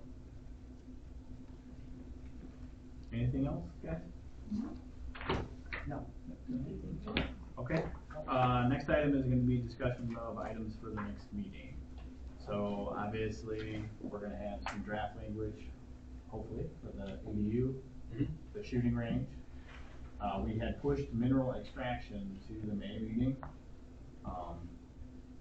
I think we're still planning on doing that, but you guys should know that that's probably gonna be a longer meeting, not that these are short anyway, but to go through the entire mineral extraction ordinance and the draft language of both the shooting range, which will take us a little bit of time because we have a lot going into that and we, don't really have the standards to begin with to compare to, so we're gonna be kind of doing that on the fly. And then obviously, the ADUs will probably not be as difficult, that's gonna be pretty cut and dry. We have a couple of samples to look at. That we're not gonna take the sample language from, just so you guys had something to compare it to see what other townships are doing. Okay. That one that was in your packet this time was certainly smaller than what we had discussed in the first place, as far as that goes. Okay. What was the last? Is it The ADUs. ADUs. Yep. Accessory dwelling. And then obviously, we will probably go through a couple, we'll do section 7, parking, and, and then we'll briefly touch on the signs. Cody wanted to be here to let us know kind of what he's seeing with some difficulties, I guess, or whatever. Right. So I thought it would be good to do that when he's here. Absolutely. So then, Mr. Chair, if my opinion for the planning commission, just so you can try to keep it to a similar time or shorter. If you have ADUs, we know, we kind of already have draft language, I've heard your concerns, we can get that, put into a format for you. I think shooting range, something similar, hearing the concerns, hearing, our insight as well from, our other experts on this, we can try to, move that forward to an extent, at least get it before you, just to kind of talk about mineral extraction. We'll ask Seth to help with section 7 and signs, we can go through, as similar to what you've done in the past, it may be a benefit to, and if you have questions prior to the next meeting, send those to the chair, we can kind of coordinate those together. If you are looking at 5 sections, might just be more of what are the big concerns. All right, great, thanks, Jake, we'll move on, come back with you. Potentially. I will say on the mineral extraction, I don't know if you guys have read through that yet or not. The draft language is certainly much, much better than what we currently have on there. Our current mineral extraction is 3 or 4 pages long. Yeah. It's kind of similar to what we've had with the solar and marijuana, so this is gonna be much more specific. Right. The key things there are gonna be the setbacks and, your decommissioning and so on and so forth. Just as you read it, to go over, because it is quite lengthy, I think it's 20-some pages or something like that. Okay. Can I have that? Yep, it should be ready. Yeah. It's in the book. Yep, in the book, yep. Okay. Because I seen, And then, after that, that, Kyle, I mean, we've touched on all the topics that we agreed on in the beginning that were hot button. So we'll probably be looking at getting a draft back, and then we will, you know, have a meeting and go through that and make sure we're squared away before the public hearing. And the public hearing is. We don't have it set. We're aiming for August. July. Well, what the goal is. Right. So with this, and then we get the draft back, that would be the June meeting, Yes, we would get the new. I would hope that Kyle would be able to have a draft that is pretty much final, hopefully, other than maybe a few things here or there, you know, for us at that June meeting. And we'll print one off for everybody in the book, and, you know, see if we can't get that done well ahead of time, so you can come pick it up, take a look at it, that kind of thing. So then if that is, the direction of, planning commission as well, we can go through, modify what we talked about, to the extent possible, send that out as information only. We'll look it over throughout May, you know, mark your notes, compile the notes, and then, instead of going through it in May, you just say, hey, we'll just not really touch the entire length of it, let's just focus on your sections. Okay. But as you continue to work through, if you see other things, hey, this, I see a reference to here, if you just want to bullet point maybe for us too, that's helpful. If you're going through and you see other concerns, we can use that way, then it saves you from having a 4-hour meeting as well. Okay. I like that idea. Like I said, I'm confident with, your discussions, ADUs, we can, address relatively quickly. That might just be, any concern in language, great, no, and then move on. Shooting range with Gene's assistance too, that might be something where we take some of the documents that have been provided, we draft it. Any big concerns, then that might have to come back again in June. I know Seth doesn't like to talk extremely long, so he'll hopefully with mineral extraction just try to walk you through what he's got in there, address any questions on that, and then same thing for parking and design. So he has reviewed what we have as draft language in here, and he said it was pretty strong, pretty, general to what a lot of the other townships are doing. So it's a large document, but I do think if we just kind of focus on those kind of things we always do. And then I'll work Setbacks. with Seth over the next month to get the amendments that he had for solar and marijuana kind of compiled, and then we can get that placed in the packets or the draft as well. So I do know that on the, well, I can address it in my commission. We're all set on that for discussion for next time. Okay. Number 9, open public comment time. Anybody? I have a feeling it's gonna be strangely quiet. Tonight. Okay, all right. Open at 7:47 and close at 7:47. All right, last item on the agenda is commissioner time. Tony? No, I got everything I needed to have. Okay. Kevin? No. Shirley? Nope. Bobby? No. Are you sure? Well, I was just thinking the ADUs, Mm-hmm. so we have another draft coming from the one that we had. Yes. Okay. Yes. So It then I would be can, entirely different, so. okay, so let's just say my notes. Yeah. Mhm. Okay. Yeah. All right, just checking, double check. Wonderful.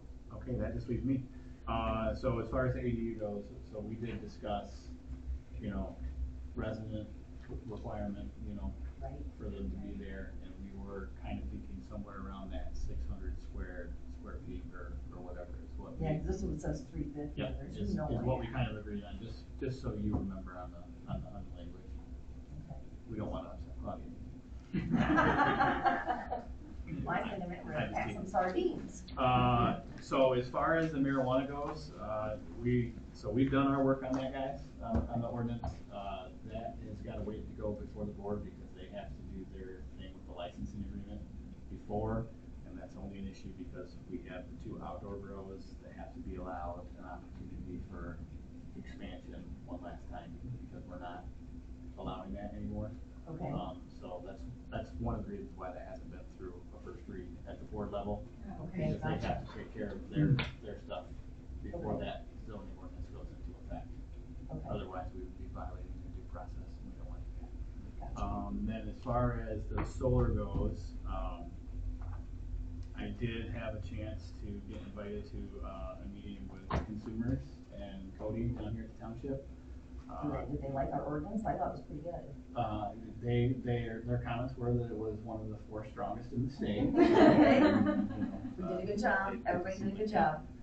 They are just kind of, you know, letting us know that, you know, they're gonna be moving forward, so I would expect probably sometime, maybe this year, towards the end, that they'll put in their application, so. Okay. Just sharing that with you guys so that you're kind of up to snuff. But how does that work with the new state? So there, Yeah. Public Act 233 goes into effect November of this year, unless it's repealed by referendum on the ballot. There's citizen drives out there that we're aware of, or we've heard rumblings on, that they are trying to get it on the ballot for November to remove that Public Act. The Michigan Public Services Commission, MPSC, has been working with steering committees and other groups. One of Seth's counterparts is on that committee and is trying to provide them some guidance on how they're going to interpret the Public Act and what their policies are. Because even there's questions for them of how they're going to enforce this and how they're going to meet those standards, is like what Catherine from her Seth firm was telling other community we're working with. So there's movement at the state, there's local movement as well to get it repealed. So as of now, until it happens, it takes effect in November. So, I will say that the conversation was positive. They seem to want to comply with pretty much everything that was in our zoning ordinance. And I think, they didn't come out and say it, but I think they're a little concerned about maybe, you know, the amount of time it's gonna take to straighten all of that stuff out that Kyle was mentioned, so, you know. Go ahead. There's provisions in the Public Act as well that if they don't want to seek local approval, or the local jurisdiction doesn't have a compatible ordinance under the Public Act, then there's monetary fees they have to pay into to help with public engagement. And so there's also, I think, a one-time fee. Catherine was telling us that based on the megawatts production cycle they can use, that might come into play. So it may be a financial benefit for them to start with the local government than putting forward all that money to skip them, then to go to the state. They anticipate local review would move a lot faster than state review, because the state would then have hearings and people would come in and petition against it. So there's that as well. Sorry. No, that's all right. No, that's good information. Okay, it was a very short meeting, but I mean, it was positive in the sense that they seem to wanna be a good partner. Okay, And good. we're curious about that, so. Good. I just thought I'd let you guys know. that, Well, I'm happy to hear that. You know, that is something on the radar, but, you know, who knows? Right. Okay? Right. Now with that, I'll move to adjourn the meeting. The next meeting is 21st. May 21st. All right. There we go. All right. I always wanted to do that. I've yet to do it. 7:52. Next meeting is? May 21st, 6 p.m. Oh my. If there's nobody hanging around out there, officer, you can get out of here. I'm gonna hang around just a minute longer.